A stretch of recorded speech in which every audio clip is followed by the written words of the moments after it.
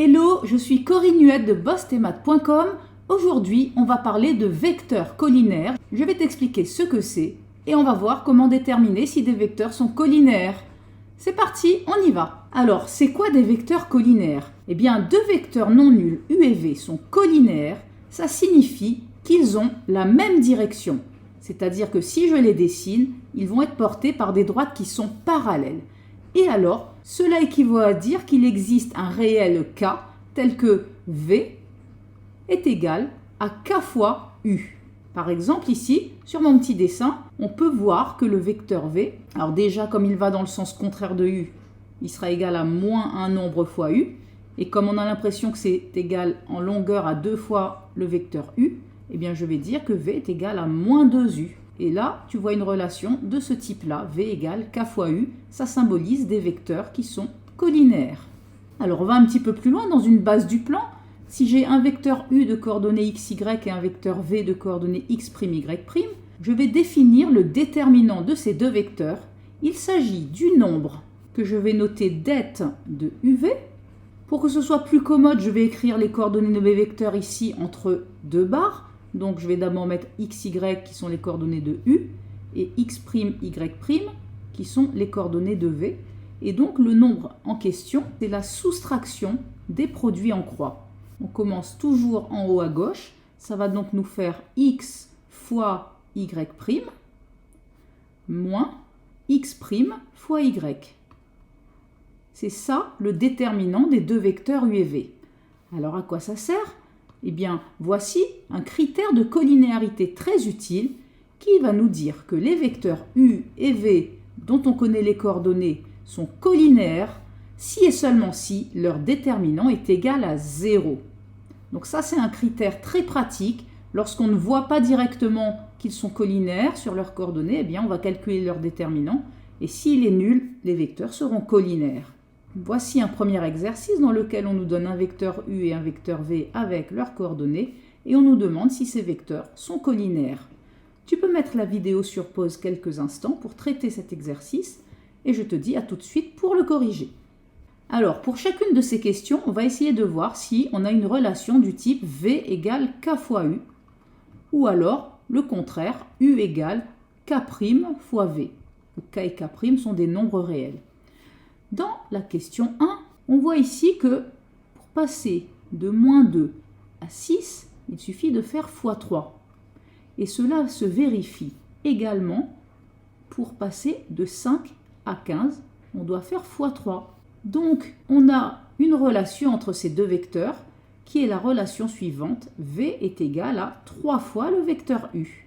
J'ai donc une relation du type V égale K fois U et ça me dit donc que les vecteurs U et V sont collinaires. Dans la question 2, il me paraît difficile de passer de 7 à 10 en multipliant par un nombre. De la même manière qu'il me paraît difficile de passer de 5 à 7 en multipliant par un nombre. Donc dans ce cas-là, je vais calculer le déterminant de mes deux vecteurs, det de UV. Égal, je mets mes deux barres, je recopie mes vecteurs, le vecteur U de coordonnées 7, 5 et le vecteur V de coordonnées 10, 7. Et je vais calculer les produits en croix en commençant par la coordonnée en haut à gauche. Donc je vais faire 7 fois 7 moins 10 fois 5. Cela me donne 7 fois 7, 49, moins 10 fois 5, 50. C'est donc égal à moins 1. Et ici, tu constates que le déterminant n'est pas égal à 0. Donc, les vecteurs U et V ne sont pas collinaires. Dans la question 3, je peux passer facilement de 10 à moins 40 en multipliant par moins 4. Et de la même manière, je peux passer de 3 à moins 12 en multipliant également par moins 4. Donc, j'ai une relation entre ces deux vecteurs. J'ai que le vecteur U est égal à moins 4 fois le vecteur V. J'ai donc une relation du type U égale K' fois V. Et ça symbolise des vecteurs collinaires. Donc, je peux dire que U et V sont collinaires. Voici un deuxième exercice où on m'affirme que les vecteurs U de coordonnées 6, 42 et V de coordonnées 9, 63 sont collinaires. Ce que je souhaiterais, c'est déterminer le réel K, tel que V égale K fois U. Alors une petite chose, si tu calcules le déterminant de U et V, cela va te faire 6 fois 63 moins 9 fois 42. Cela nous donne 378 moins 378, c'est donc égal à 0. Et comme le déterminant vaut 0, eh bien les vecteurs sont bien collinaires.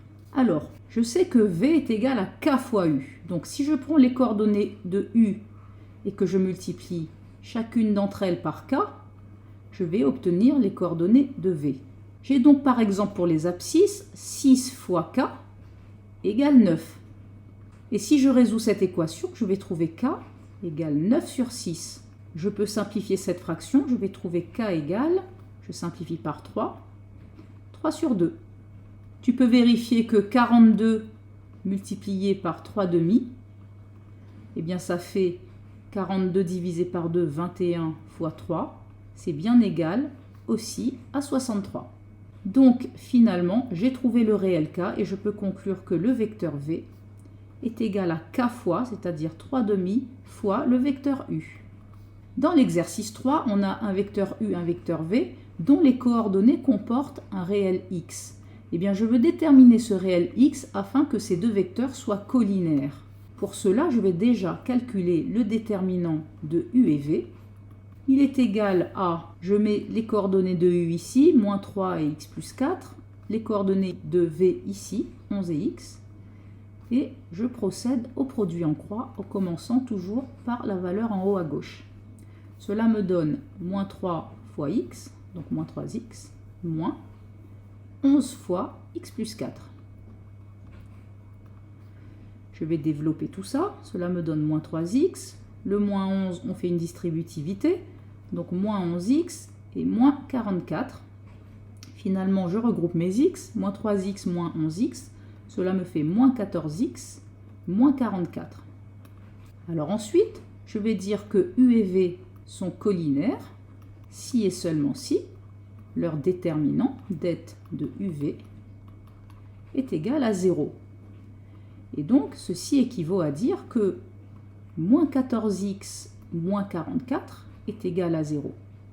Et là, j'ai une équation à résoudre. Je vais donc la résoudre pour trouver x. J'ai donc moins 14x égale 44. Ceci équivaut à x égale 44 divisé par moins 14. Je peux simplifier cette fraction. Cela me donne x égale moins. Je peux simplifier par 2, donc ça va me faire 22 sur 7. Voilà, donc j'ai trouvé la valeur de x de telle sorte que ces vecteurs U et V soient collinaires. Voici un quatrième et dernier exercice. On nous donne 4 points A, B, C et D avec leurs coordonnées dans un repère du plan et on nous demande si les vecteurs AB et CD sont collinaires. Pour cela, nous allons déjà calculer les coordonnées des vecteurs AB et CD. Pour le vecteur AB, on applique la formule xb moins xa, yb moins ya. Cela nous donne vecteur AB de coordonnées x de b, c'est-à-dire 2 moins x de a moins 3, donc moins 3, je peux mettre plus 3, et y de b moins 3, moins y de a, 5. On obtient donc le vecteur AB de coordonnées 2 plus 3, 5, moins 3, moins 5, moins 8. Pour le vecteur CD, on applique la même formule, xd moins xc, yd moins yc.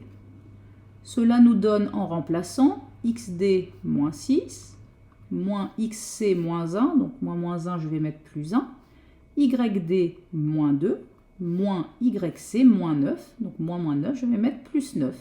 Donc le vecteur CD a comme coordonnées moins 6 plus 1, moins 5, et moins 2 plus 9, 7.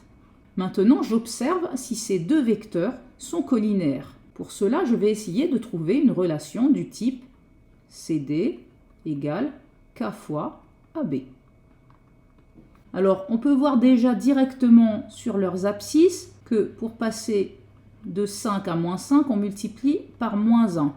Mais quand on regarde les ordonnées et qu'on fait moins 8 multiplié par moins 1, eh bien bam, ça ne fait pas 7. Donc, on n'aura pas une relation comme celle-ci.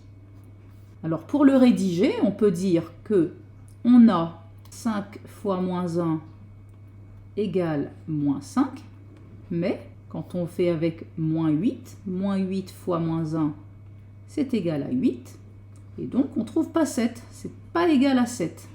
Donc les vecteurs AB et CD ne sont pas collinéaires. Voilà pour cet exercice.